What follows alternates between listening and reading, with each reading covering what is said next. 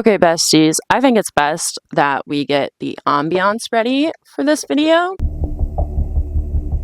We are once again going to be burning the vampire blood candle. There's honestly not that much left in the candle, so...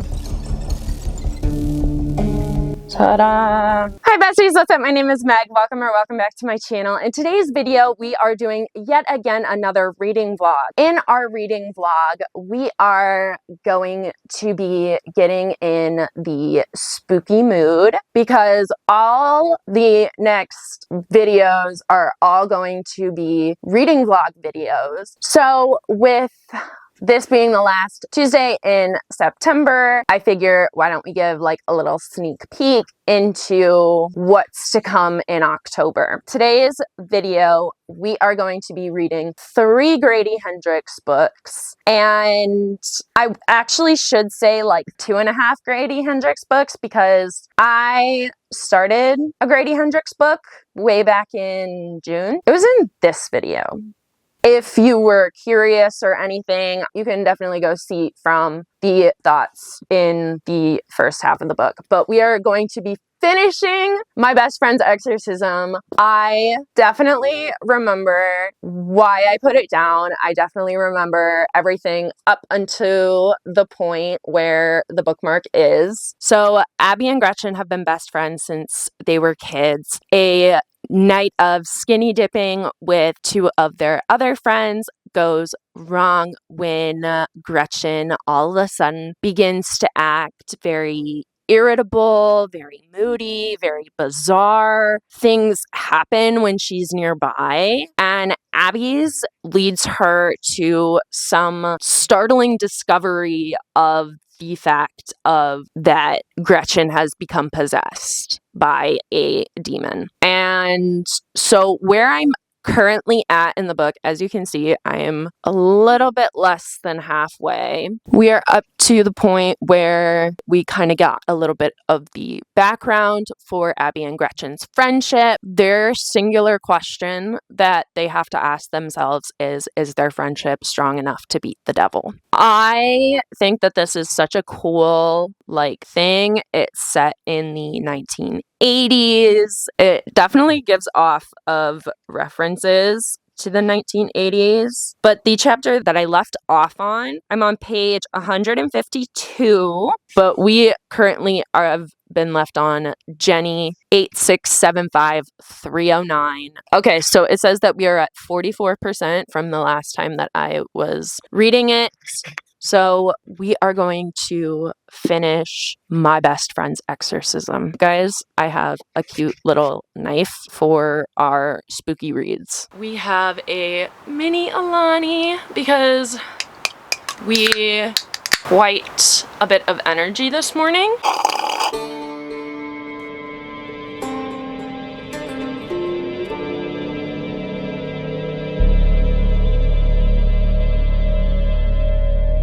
Okay, besties, so we are that far into the book. We are on page 210. We have 122 pages left of my best friend's Exorcism. So far, I'm a little confused. I remember, for some reason, I vividly remember everything that was ever said in this book, but now it's just kind of things are happening, but things aren't happening at the same time. I don't know, it's very slow. I don't really think that this is a book that will be ranked any higher than a 4, and I think 4 would be very generous, honestly, but we are going to continue reading. I really thought that this book would take me a lot longer to finish, but the text is really big, and so it's really flying by. I wasn't expecting it to fly by as fast as it is. I do remember why I got bored with it, but honestly, I probably should have continued on with it because where I'm at now in the book, it's actually starting to get interesting. I just read the most horrific part of this book so far, and it makes me want to cry because why Grady Hendrix, why did you have to do that? And page 270 and 271, Grady Hendrix, you are a monster in this book. I despise despise you right now. I literally can't. I literally can't. We're so upset. We don't know what to do with ourselves. I'm tempted to just not even finish this book now because it makes me so sad. It makes me so sad, and it reminds me of when I watched a movie and then something similar happened and I cried for 45 minutes of the movie just because that one thing happened in the beginning of the movie. I can't. You need to be prepared when you go into this book. Nothing is safe. Not a single thing. Okay, so somehow I was reading the book and now we only have 3 pages left of the book, and somehow I forgot to talk about it. So I'm gonna finish the book and then we're gonna talk about it. Okay, the ending's so anticlimactic. Well, I finished a book that I should have finished 3 months ago. I'm gonna give this 2.75 stars. Okay, besties, so we just finished the book. We switched back to the mini mic because we enjoy the audio so much more from the mini mics than we do the standard mic that I have just off of my camera. But we were halfway when we started and we finished it. This is definitely a book that I should have finished 3 months ago. It was so anticlimactic. Towards the end, like, I don't really know how I feel about it, just because it wasn't everything that we were hoping it would be. Definitely think that the way that the exorcism part of my best friend's exorcism happened was like too Hallmarky, where it's like the cheap, just like the way too sappy of an ending. The way that the exorcism did, just the way that the book in general did. It's definitely not a book that I think I see myself rereading. This is honestly a book that I might even be unhauling because it sounded so good,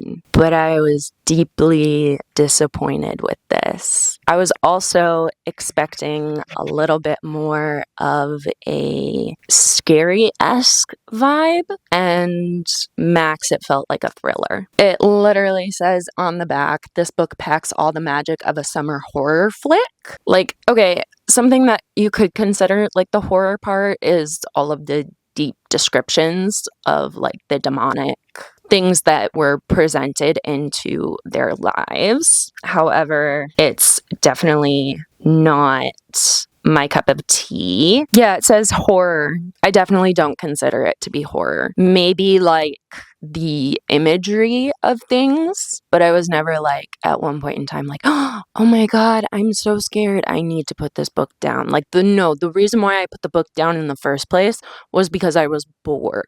And that sounds so awful to say. I hate when I give books brutal reviews, but I definitely was not a fan of my best friend's Exorcism by Grady Hendrix, and therefore I don't think I will be keeping my best friend's Exorcism in our collection of books. Like, every book is a gamble, and this one I just lost $5 on my scratch off, essentially. So, Patricia Campbell has always planned for a big life, but after giving up her career as a nurse to marry an ambitious doctor and become a mother, Patricia's life has never felt smaller. The days are long, her kids are ungrateful, her husband is distant, and her to-do list is never really done. The one thing she has to look forward to is her book club, a group of Charleston mothers united only by their love for true crime and suspenseful fiction. In these meetings, they're more likely to discuss the FBI's recent siege of Waco as much as the ups and downs of marriage and motherhood. But when an artistic and sensitive stranger moves into the neighborhood, the book club's meetings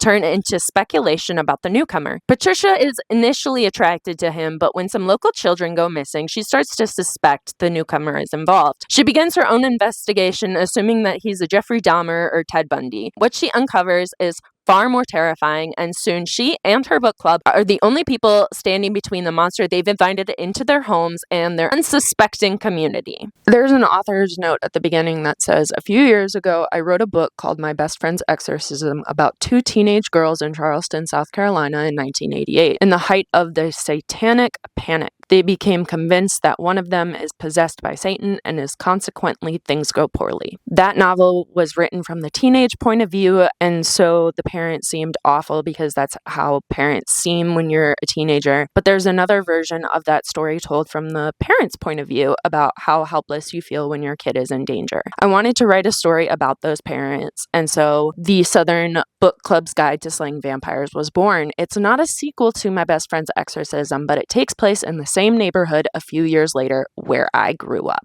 When I was a kid, I didn't take my mom seriously. She was a housewife who was in a book club, and she and her friends were always running errands, driving carpool, and forcing us to follow rules that didn't make sense. They just seemed like a bunch of lightweights. Today, I realize how many things they were dealing with that I was totally unaware of. They took the hits so we could skate by, obviously, because that's the deal. As a parent, you endure pain so your children don't have to. This is also a book about vampires. They're that iconic American archetype of the rambling man wearing denim, wandering from town to town with no past and no ties. Think Jack Kerouac, think Shane, think Woody Guthrie, think Ted Bundy, because vampires are the original serial killers. Stripped of everything that makes us human, they have no friends, no family, no roots, no children. All they have is hunger. They eat and eat, but they're never full. With this book, I wanted to pit a man freed from all responsibilities, his appetites against women whose lives are shaped by their endless responsibilities. I wanted to pit Dracula against my mom. As you'll see, it's not a fair fight. So I'm actually reading that being the first note in the book.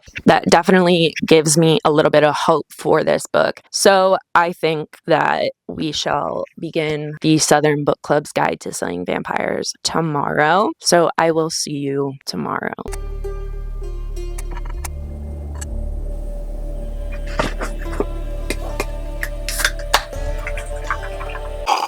Yesterday, we finished my best friend's Exorcism. Today, we are starting with the Southern Book Club's Guide to Slaying Vampires. Before we actually start on everything, I don't know how fast I'm going to be able to read. Yesterday, I was actually able to read pretty quickly. Today, I woke up with just a little bit more pent-up anxiety. I have a little bit more anxiety than maybe I've had in days past. I'm definitely feeling very anxious. I think a lot of it has to do with the fact that we are going to Purdue this weekend, and I am known for not doing the best with big crowds. I can do it. It's just that I'm just not the best with them in general. So that's great. That's lovely, fantastic, everything like that. So yeah, I'm feeling very anxious, honestly, very, very anxious. I don't know really all too much of what to do with this anxiety. So I think that reading is definitely going to either make it A, better, or B, worse. There's only one way to really tell, and that's just by seeing how fast I read.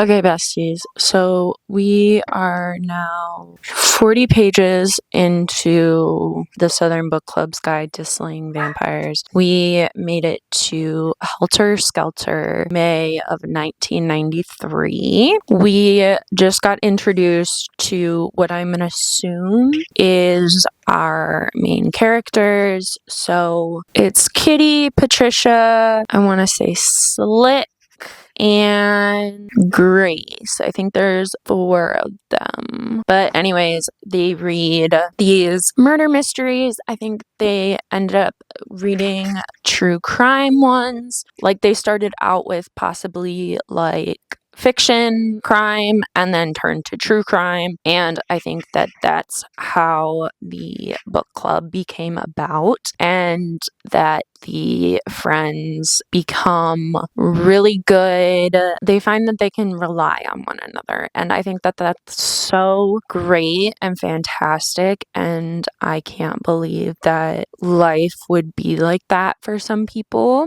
where they find that even though their life gets crazy, like in Patricia's life, they end up having to take in, so essentially her mother-in-law, because nobody else can handle her, and her husband Carter hates to put her into a home. So that is kind of like where we're at. And actually, like, the women within her book club actually end up help lend a hand, and I think that that's so great and fantastic, and it's definitely something that isn't talked widely enough about. So like I said, we're only 40 pages in, so I'm going to continue reading. So far we have yet to be introduced to our random traveling man. He's the loner. We have yet to be introduced to him. So we are getting super excited for when that is about to happen. We're only on chapter 3, and I will update you with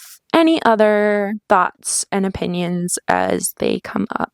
Okay, besties, so we are now on to chapter 8, which is on page 81. We met the stranger, or the outsider as they called him. His name is James Harris. James Harris came and he spent a little bit of time with Patricia and her family, and enjoys being able to talk to this James Harris because, like, they're actually starting to talk about books, and her family is just doing nothing but embarrassing her in her eyes, and especially her mother-in-law. Her mother-in-law acted very weird and abhorrent. Is that the right way to use the word? Abhorrent? Yeah, inspiring disgust and loathing. So yeah, so that's kind of where we're at. Okay, besties, we're that far into the book. We are on page 94, and our stranger has now been invited to book club. The title I'm unsure of, because I think that from what I remember is that they thought that the stranger was a vampire. So it's like, if he's invited into book club, then doesn't he know about their plans for slaying vampires? A little confusing. Anyways, we're gonna keep reading. We are reading very slow, and we can't help it. Our head really hurts, and we have tons of anxiety, but we are trying our hardest. Okay, besties, so we yet again are in with another update. We are that far into our book. We are now at the part called The Stranger Beside Me, July of 1993. We are on 122, chapter 12. We think we have been introduced to said vampire. There was an incident with Patricia and her family where her kids were saying that there was a man on the house. There was a man on the house. And after the whole escapade went on and everything was fine, she went and she checked on her mother-in-law, and her mother-in-law just dropped the biggest of bombs of, like, from her childhood. And, like, you got to keep in mind that, like, her mother-in-law is not very lucid. So when she is lucid, it's very difficult. And her way of being lucid just stretched so super thin that it weared out her mother-in-law to the point where she ended up falling asleep with her eyes open, which at that point, honestly, I don't understand how people can fall asleep with their eyes open. Honestly, I think that if you fall asleep with your eyes open, you are basically dead. Now, I could be wrong. You could fall asleep with your eyes open. I'll never know because I've never done it. Okay, besties, we are this far into the Southern Book Club's Guide to Slaying Vampires. We are on page 151. We now have gotten to the point where our main character, Patricia, has found out that there's this man that's been taking children. These children are dying. Like, these children are going out into the woods and then somehow they're dying. Like, it's just very, very odd. And so Patricia is very worried and everything. So far, it's pretty good. I'm enjoying it. The only thing is that has happened so far that I would consider like eerie or spooky is a instance with a big giant group of rats. And for those of you who have read this book or will read this book or whatever, will find out, but it's very gruesome, very descriptive. It's very unsettling. But once again, it's not like horrific. It's not something that's really making me want to be scared to read. It's not something that we find that we're needing to take a break from the book because it's just so overwhelming. Hi besties! It's been a few days. Today is now Monday. The last time I filmed was on Thursday. Friday, we went out to West Lafayette, Indiana to go to Purdue to visit my childhood best friend, Bestie Erin. And while we were there, I got the cutest Purdue merch. And I also got the funniest Purdue merch. So I'm going to show you my new favorite Purdue merch that I think I've ever seen. When I picked it out, when we bought it and everything, all of both my parents and our family friends, they were like, Meg, that's definitely you. Like, that is so you. Purdue is the Boilermakers, which is trained theme, and it says choo choo. And I wanted to wear it today because I wanted to show it to my therapist, who I see in literally like an hour from now. I see her in an hour. It's now 9:52. We left off on Thursday from the Southern Book Club's Guide to Slaying Vampires. We are that far into the book. We are 151 pages on chapter 15. Okay, besties, so we are now about halfway through the Southern Book Club's Guide to Slaying Vampires. At least I think we're halfway. If anything, we're a little bit under halfway, but we are now at the Psycho part of August 1993. We are on page 202 in their chapter 20. Why am I doing the math when I know that I'm right? Yeah, we are halfway. So we have 202 pages left to go. Currently, right now, where we're at in the book, Patricia just convinced her book club to help her pursue this lead of James Harris and how he could be involved with the kids. However, she did tell a little white lie. She did not tell them, indeed, that she thinks he is a vampire like we think. She told them a white lie. However, they're still on board.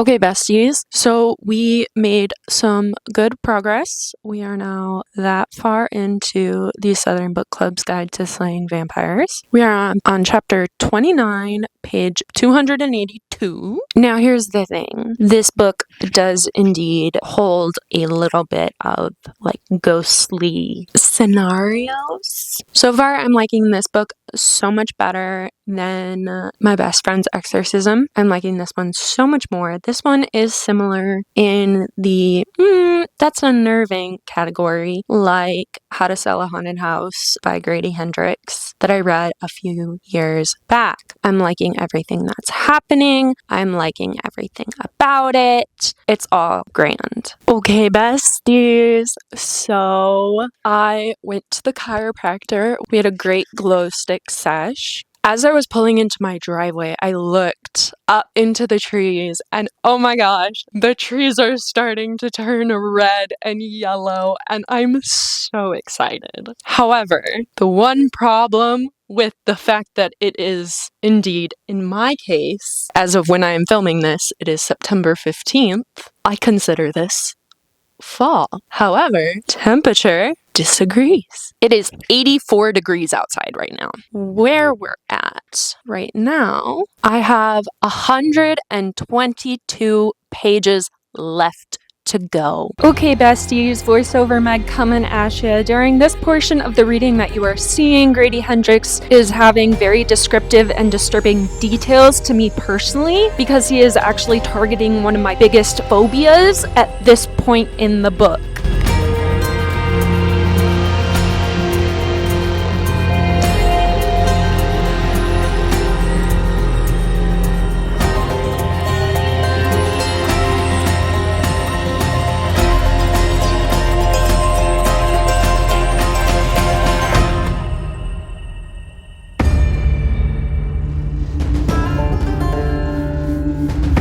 Okay, besties, so I just came across a line that I found that I really, really love. It says, he thinks what we look like on the outside, nice Southern ladies. Let me tell you something. There's nothing nice about Southern ladies.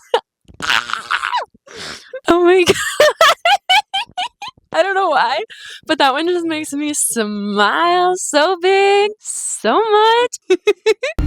We are so close to finishing this book. We are on chapter 42 and we officially only have, I think, 5 pages left of the book to go. I am enjoying it very much. So much more than I enjoyed my best friend's Exorcism. This one is by far just better.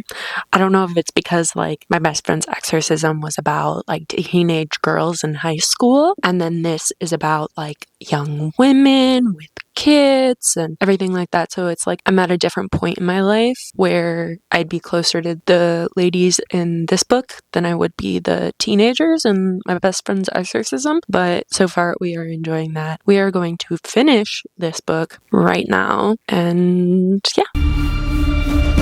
Loved.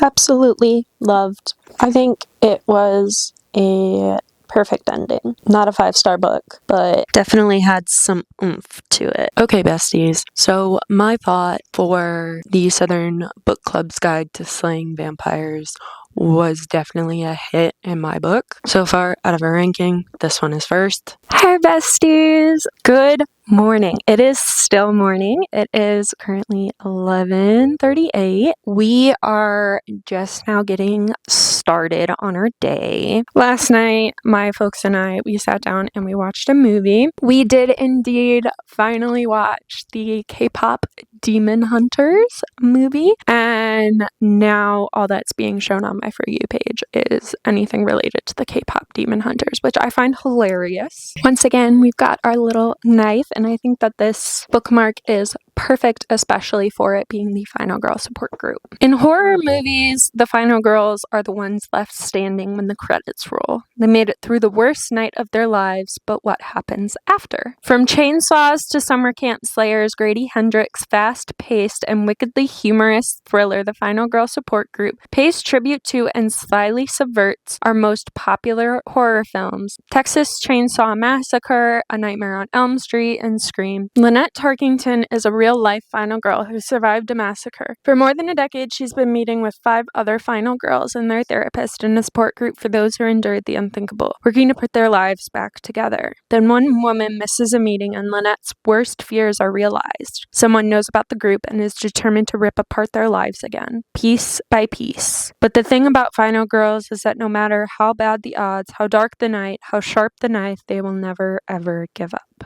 We are super excited to read this. Love this. I don't know if it's a dedication or if it's satire, but it says, Amanda, true love is putting someone else before yourself, which is why I thought you should walk across the ice before me. I think it's time we get started on reading. Okay, besties, so far we are that far into the book. Not very far. We are 39 pages in, and I like that each of the chapters it says like the first chapter is the Final Girl Support Group. The next chapter is Final Girl Support Group 2. Next chapter after that is, I think it's like the Final Girl Support Group 3D. So I like that each of the chapters is almost as though like you're watching an actual like horror movie where there ends up needing to be like a final girl. We just found out that one of the girls that missed the meeting is unalived per se, and now they have to go through all these odds on ends and everything. So we're at the part where we're in Lynette's apartment. I'm not sure how much of this book I'm willing to share.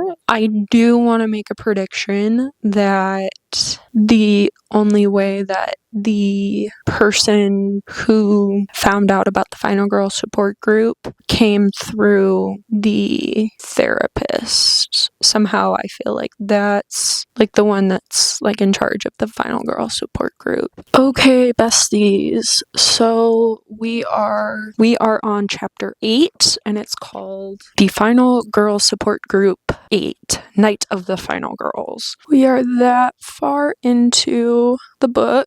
So far, not a lot has happened. I do like the pacing of this book. It definitely feels like we don't need much background or anything to really know what's for certain. I like the pacing. It definitely feels like a life or death situation type pacing, which I guess is the whole point of it being the Final Girl Support Group. Like, it's nothing like any of the others. Like, it's very fast paced and well written. I love the paranoia of our main character. I think that just goes to show like the trauma that she really went through. It's not really explaining exactly. I don't know if it's like because you're supposed to know what horror movies that they're from, but it doesn't really talk about like the massacre that our main character Lynette Tarkington went through, and I'm not sure if that's on purpose or if it's to lead up to a bigger thing, but she does talk about these things from her past that, like, I guess in a way is important, but at the same time, like, there's not much from finding out if her situation has happened or whatnot. So that's pretty much all I have right now. We are going to continue to read.